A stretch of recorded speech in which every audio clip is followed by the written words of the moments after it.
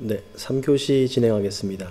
3교시에서는요, 이제 2교시에 살펴봤던 상속에 대해서 추가적인 부분, 자바의 상속의 원칙에 대해서 살펴보는 시간을 갖겠습니다. 자, 자바는 주제가 단일 상속이라고 나와 있는데요. 자바에는 상속의 제한이 좀 따릅니다. 즉, 단일 상속만을 지원합니다. 단일 상속이요. 즉, 부모가 하나 이상 있을 수 없다라는 얘기예요. 단일 상속. 부모는 무조건 하나다. 라고 해서 단일 상속을 지원합니다. 즉, 다중 상속을 지원하지 않습니다. 즉, extends A, B 이런 식으로 부모가 여러 개가 될 수 없다라는 것이죠. 자, 자바는 단일 상속이에요. 근데 여러분들이 지금 같이 공부하고 계신 C++의 경우에는 다중 상속을 지원합니다. 예, 콜론하고 뒤에 쭉 붙이면은 부모가 여럿이 될 수 있어요. 근데 왜 그렇게 했을까요?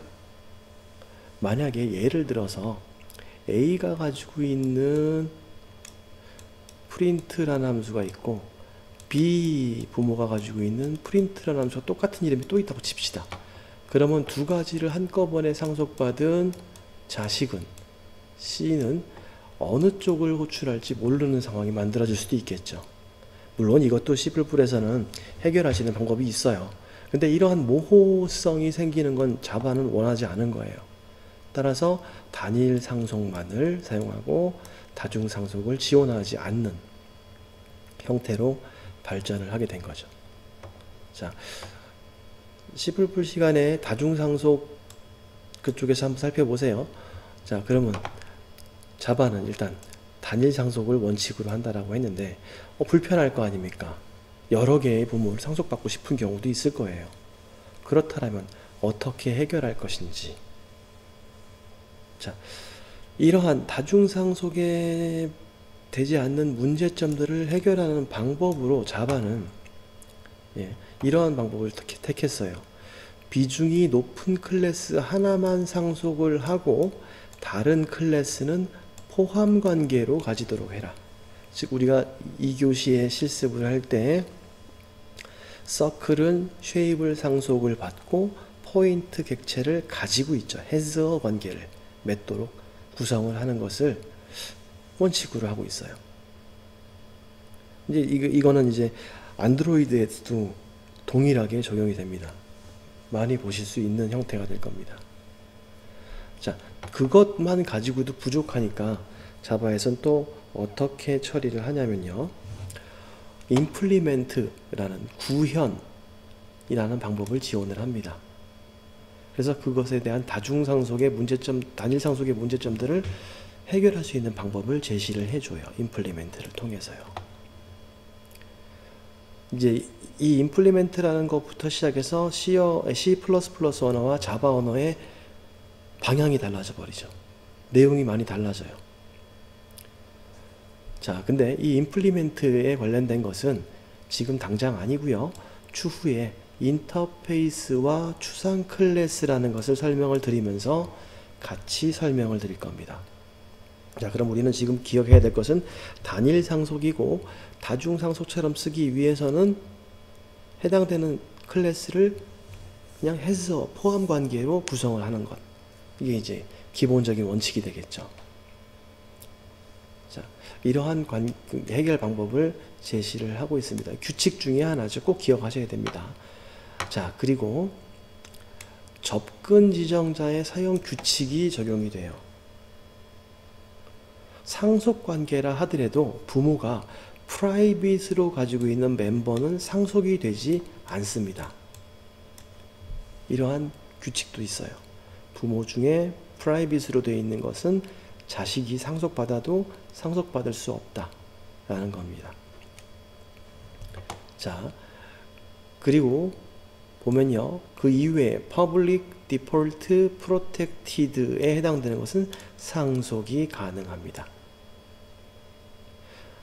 이 부분 중에서 protected이라는 말하고 디폴트라는 말이 좀 생소하게 들리는 단어가 될 텐데, 디폴트는 되게 단순한 겁니다. 앞에 우리가 멤버 변수 선언할 때 퍼블릭이든 프라이빗하고 int x, int y 이렇게 썼는데, 그 앞에 있는 접근 지정자를 생략을 하면요, 생략된 관계를 디폴트 접근자라고 얘기를 합니다. 디폴트 변수. 예, 조심해서 사용해야 될 거예요. 디폴트라는 키워드는 쓰지 않습니다. 디폴트는 스위치 케이스문에 쓰는 키워드죠. 그래서 디폴트에 해당되는 멤버들은 생략된 경우, 자, 프로텍티드 같은 경우에는 패키지를 설명을 드리고 난 뒤에 추가로 설명을 드리겠습니다. 프로텍티드 역시 자식까지 상속이 이루어집니다. 어떤 얘기인지 이해되시죠? 그래서 이 부분은 추후에 패키지에 대한 설명을 드리고 난 뒤에 설명이 될 거예요. 자, 그래서 상속을 얘기를 할 때 이 프라이빗 관련된 부분들을 얘기를 하면서 이렇게 얘기를 하시면 될 거예요. 부모가 가지고 있는 프라이빗 형태의 어떠한 멤버가 있을 때, 프라이빗, 자식은 그 프라이빗을 상속받지 못한다. 이 얘기를 가장 쉽게 얘기하자면, 제가 만약에 지갑을 가지고 와서 그냥 강의실이든 어디든 이렇게 툭 던져놓고 갖다 칩시다. 그러면 걔는 퍼블릭이죠. 누구나 집어갈 수 있어요. 이 퍼블릭인 관계고요. 자, 프로텍티드는 원래 패키지와 설명이 같이 돼야 되는데, 프로텍티드로 되어 있다는 것은 제가 집에 들어가서 지갑을 툭 던져놨습니다. 그럼 프로텍티드죠. 외부로부터 우리 패키지 내, 즉 집 안이 보호가 되면서 얘는 아무나 집어갈 수는 없죠. 지갑은요. 자, 이런 관계를 프로텍티드라고 얘기를 하고요. 자, 그리고 만약에 집에 들어갔는데, 집에 들어가서도 제 지갑을, 야, 프라이빗으로 놓을래. 즉, 내 지갑에 돈 얼마는 내일 어떠한 것으로 사용할 비용이기 때문에 건드리면 안 돼 라고 지정을 하는 겁니다. 이렇게 되면은 저희 아이들이나 또는 저희 집사람은 제 지갑에 손을 댈 수가 없게 되는 형태가 되겠죠. 접근할 수 없다라는 얘기가 되는 겁니다. 이게 뭐 훔치고 뭐 이런 얘기가 아니고, 예, 접근 자체를 막아버리는 것, 상속관계라 하더라도 접근할 수 없게 만드는 것, 그것을 프라이빗이라고 지정을 하면 됩니다. 자, 프로텍티드 부분은 추후에 다음 시간이 될 겁니다. 다음 시간에 패키지를 설명을 드리면서 설명이 진행될 거예요. 물론 프로텍티드는 상속관계에서 접근이 됩니다. 프로텍티드는 일단 상속관계라 하더라도 프로텍티드로 묶여있는 것은 접근이 돼요. 자식 쪽에서. 그쵸? 집 안에 들어가서 같은 패키지로 묶여있는 집 안에서는 제 자식은 제 지갑을 접근할 수 있는 상태가 되겠죠. 아빠, 나 용돈 좀 얼마만, 나 내일 친구들 만날 거야 얼마만, 뭐 이렇게 접근이 할 수 있겠죠. 그런 관계를 프로텍티드라고 합니다.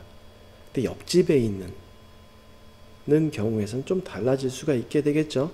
그래서 그건 패키지, 옆집을 다른 패키지라고 본다라면 그 패키지 관계를 설명을 드려야 되기 때문에 이 부분은 프로텍티드는 추후에 설명을 더 드리도록 하겠습니다. 자, 그래서 이렇게 자바는 단일 상속을 원칙으로 합니다. 자, 그리고 매우 중요한 부분 중에 하나죠. 오브젝트라는 클래스가 있습니다. 오브젝트 클래스요.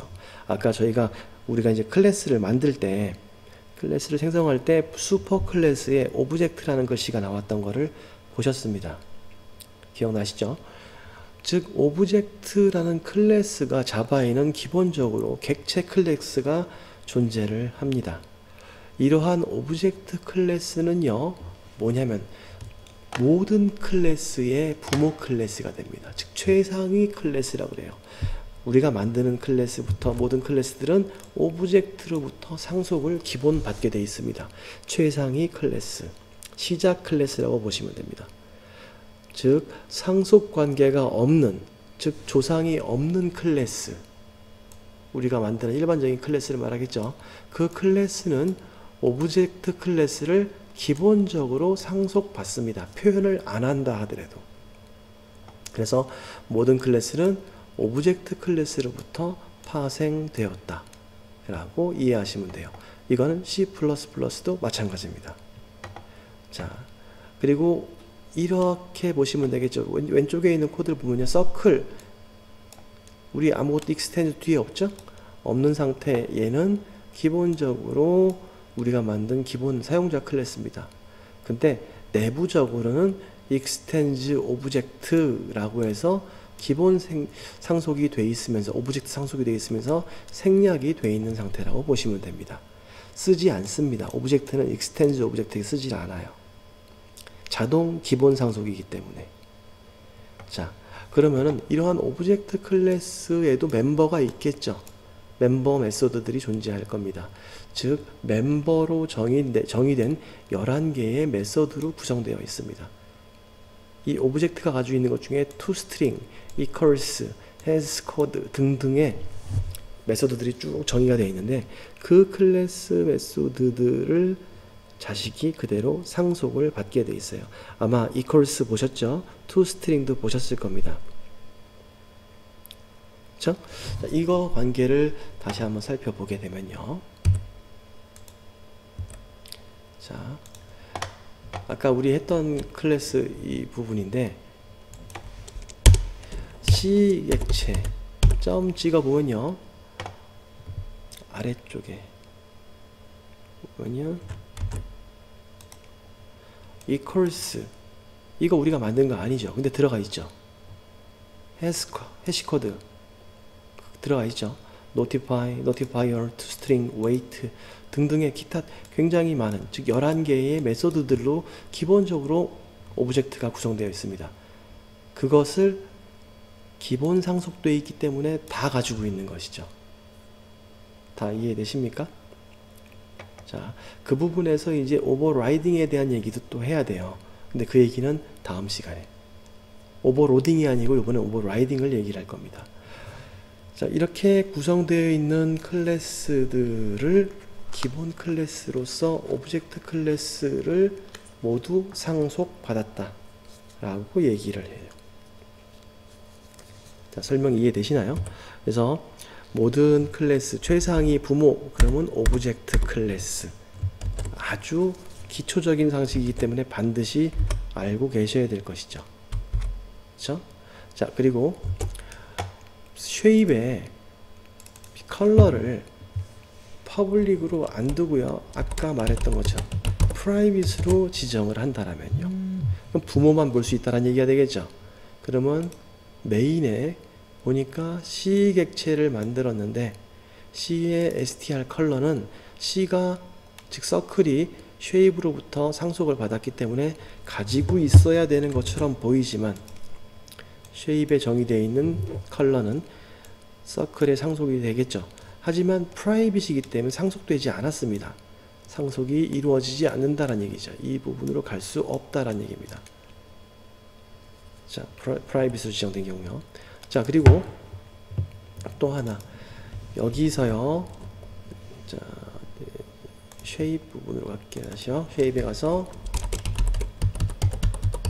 protected라고 한다라면요, 상속이 그대로 진행이 됩니다. 상속 관계에서 전달이 일어나요. 자, 쉐입의 protect 컬러를 protected로 막았습니다. 이 자세한 더 추가적인 얘기는 패키지에서 설명. 자, 그리고 만약에 이 접근 지정자를 지정하지 않는다라면, 메인에서 보이죠?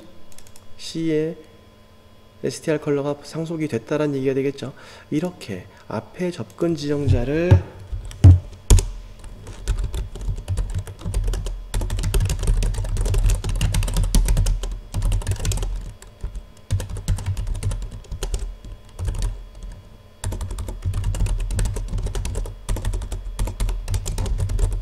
디폴트 변수라고 합니다. 디폴트. 근데 이건 주의하셔야 돼요. 디폴트가 퍼블릭이다라고 아예 강제로 생각하시면 안 돼요. 추후에 보시면요, 여러분들이 이 자바를 이용해서 다른 프로그램, 특히 웹 쪽의 프로그래밍을 하게 되면 웹도 JSP 또는 뭐 자바 프레임워크들에 보시면 디폴트 매개 변수가 프라이빗으로 되어 있는 경우가 있습니다. 따라서 디폴트는 퍼블릭이다 라고 생각하시면 안 됩니다. 주의할 점이에요. 근데 생략한 것을 일단 자바에서는 디폴트 멤버라고 얘기한다. 디폴트 접근 지정자. 이것은 정보 은닉과도 연관이 있죠. 즉 지난 시간에 얘기했던 정보 은닉에 대한 접근 지정자에다가 추가되는 말이 두 개가 더 나온 거죠. 즉 디폴트, 프라이빗, 프로텍티드. 총 세 가지죠. 우리 퍼블릭만 썼는데 프라이빗은 해봤었으니까 디폴트와 프로텍티드가 있다라는 거 기억을 하셔야 될 부분입니다. 자, 이해되시죠? 그래서 이렇게 디폴트에 대한 것들까지 상속에 대한 것들 그리고 단일 상속을 지원한다. 즉 서클이 extend, shape, point 이 두 개를 상속받을 수 없다는 얘기입니다. 자바는 안 돼요.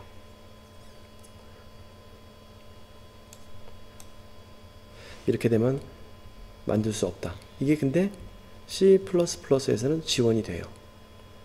자, 하지만 자바는 단일 상속만을 원칙으로 한다. 부모가 둘 될 수 없다. 해결 방법은 해서 관계로 갔든지 지금이죠. 포인트는 디폴트로 해서 P 변수를 만들고 이 P 객체를 가지고 있죠. 서클이. 이런 관계를 갖든지 또는 임플리멘트라는 기법을 이용할 수 있게 됩니다. 근데 임플리멘트는 추가적으로 추상 클래스 그리고 인터페이스라는 기능을 공부하셔야지 이해될 수 있는 부분입니다. 이제 불행히도 이 인터페이스 부분은 C++에는 없어요. C++에서 인터페이스를 이렇게 얘기하는 것은 범용적인 인터페이스를 얘기하는 겁니다. 근데 C++에는 추상 클래스는 존재합니다. 자, 우리도 추상 앱스트랙트 클래스를 만들고 공부하고 난 뒤에 임플리멘트 하는 방법을 설명을 드릴 거예요. 이해되시죠? 자, 이 부분까지 정확하게 기억을 하시고 공부를 이제 자바 공부를 계속해 나가셔야지만 안드로이드 프로그래밍 또는 웹 프로그래밍 또는 애플릿 프로그래밍을 하실 때 웹 응용 프로그램이죠. 그런 것을 구현하시고 공부하실 때 도움이 될 겁니다. 좀 더 정확하게 이해하고 설명을 하실 수 있고 원리를 아시고 코딩을 할 수 있다는 얘기가 되겠죠. 즉 원칙과 원리를 모르고 공부를 하시면요 한계점이 분명히 나타납니다. 단순한 암기 말고 그 원칙, 그 원리를 기억할 건 기억하고 이해할 건 이해하시고 수업을 참여하시면 좋을 것 같습니다. 제가 지난 강의 설명 중간에 설명을 좀 한 번쯤 예를 들어서 말씀드렸던 것 같은데 지금까지 공부하시는 내용들이 이해가 잘 안 되시는 상황이 있을 겁니다. 저도 처음에는 그랬으니까. 하지만 이해가 안 될 때는요 암기하는 것도 굉장히 좋은 방법이에요. 암기를 하면 마치 이해되는 상황이 오게 될 겁니다. 이해되는 것처럼. 그러다 보면 다시 정확한 이해를 하실 수도 있어요. 따라서 오늘 설명드렸던 싱글턴과 같은 그런 코드들도 가급적이면 암기를 해버리세요. 그리고 다 보면은 그 원칙이 이해가 되게 될 겁니다. 예. 그래서 원래는 이해를 하고 적용을 하셔야겠죠. 근데 이해가 안 될 때는 암기도 도움이 될 것이다. 제가 처음 C++를 만났을 때 다 암기를 해버렸어요. 싸그리다. 어떠한 특정한 주제를 가지고 있는 코드를 그때 당시에 코드가 대략 한 49개였는데 그 49개 지금도 쓰라면 써요. 아직도 다 기억이 나요. 근데 그게 그 암기가 저한테는 굉장히 많은 도움이 됐습니다. 여러분들도 좀 암기를 하실 필요가 있다라고 생각을 하고 좀 암기를 하시는데, 암기 방법은 두 가지가 있죠. 단지 머릿속으로 암기하는 거 말고요, 손가락이 기억하도록, 코드는요 자꾸 앉아서 연습을 하시면서 손가락이 기억을 하도록 코드를 하는 겁니다. 제가 지금 원래 정규 오프라인 수업이었다면은 타이핑을 쭉 할 텐데, 이렇게 제가 코드를 작성할 텐데, 코드 작성하는 동안에는 절대로 따라치지 못하게 합니다. 그 이유는 따라치다 보면요 제가 말하는 설명이 안 들려요. 그리고 설명을 다 듣고 난 다음에 여러분들이 작성을 하고 실습을 할 때 제 코드를 가급적이면 보지 마세요. 제가 했던 말을 설명을 하는 과정을 잘 보시고 가급적이면 기억하려고 노력하셨다가 직접 코드를, 그 방식을 가지고 이해를 한 상태, 암기를 한 상태에서 코드를 해보고, 그래도 기억이 안 난다 그러면 슬쩍 한번 보고 다시 코드를 하시라는 얘기입니다. 계속 카피 앤 페이스트처럼 옆에다 띄워놓고 똑같이 타이핑하면요 절대로 이해되거나 여러분들 손에 익숙하게 숙달되지 않을 것입니다. 따라서 가급적이면 암기를 먼저 우선시해서 공부를 해 나가셨으면 좋겠습니다. 자, 어떤 얘기인지 이해되셨을 거라고 생각을 하고, 자 그러면 여기까지가 오늘의 주제, 이번 주차의 주제였고요. 복습에 해당되는, 실습에 해당되는 문제를 하나 좀 드려볼게요. 이번엔 조금 응용을 해봤습니다. 약간 응용을 했어요. 이것도 풀어드릴 겁니다. 자 보면요, 프로젝트를 구성을 할 때 상속관계입니다. 프로젝트 메인 클래스가 있고요, 카드 클래스가 있고 플레이 클래스가 있습니다. 카드 클래스는 조상이고요, 플레이 클래스는 자손입니다. 자, 카드 클래스에는 멤버로서 카드 52장의 값을 저장할 수 있는 자신 타입, 카드 자신 타입의 배열, 카드 타입의 배열을 만들고요. 그리고 카드의 종류를 지정할 수 있는 문자열을 만들고요. 그리고요, 카드 번호에 해당되는, 즉 카드 1번부터 13번까지의 번호를 저장할 수 있는 변수를 만들 겁니다. 그거로 객체를 하나 만들면은, 자 그럼 카드는, 이거는 스태틱으로 사용하시는 게 더 좋겠죠. 그렇죠? 자신 타입으로 저장을 할 거니까요. 물론 이걸 따로 또 다른 클래스로 뺄 수도 있을 겁니다. 이렇게 글 구성을 하고요. 그 뒤에 플레이 클래스, 즉 자손 카드는, 자손은요 카드를 상속을 받았고요, 카드 배열을 초기화할 겁니다. 카드의 배열을 초기화, 그리고 임의의 카드 한 장을 선택해서 출력하는 함수를 가지고 있습니다. 즉 여기 52장 중 한 장을 출력을 하는 기능을 가지고 있습니다. 자 그래서 메인에서, 메인 함수에서 플레이 타입의 변수, 매개 변수, 매개 변수가 아니고 인스턴스 변수를 하나 만들고요, 객체 변수를. 그리고 플레이 인스턴스의 초기화 함수, 그리고 카드 선택 함수를 호출합니다. 자 여기서 플레이에서 카드 52장 초기화 시킬 거고, 임의의 카드 한 장을 선택해서 출력하는 그 함수를 메인에서 호출하겠다는 얘기가 되겠죠. 관계 이해되시나요? 자 카드는 다 정정하면요, 카드 클래스 자신 타입의 배열은 스태틱으로 쓰시면 안 됩니다. 안 되고요. 클래스 내에 문자열, 자신의 뭐 스페이드, 다이아몬드 같은 문자열을 정할 거고, 그리고 번호를 가지고 있을 겁니다. 자, 그리고 이 플레이 클래스의 메소드를 설명을 하면 init이라는 함수를 만들고, 카드 52장을 하트 1번부터 13번, 다이아몬드 1번부터 13번, 클로버 1번부터 13번, 스페이드 1번부터 13번까지 정보로 초기화할 겁니다. 순서는 상관없어요. 이제 근데 여기서 1에서 13이라고 했을 때 카드는 JQK 카드가 있는데 JQK는 11, 12, 13으로 사용하겠습니다.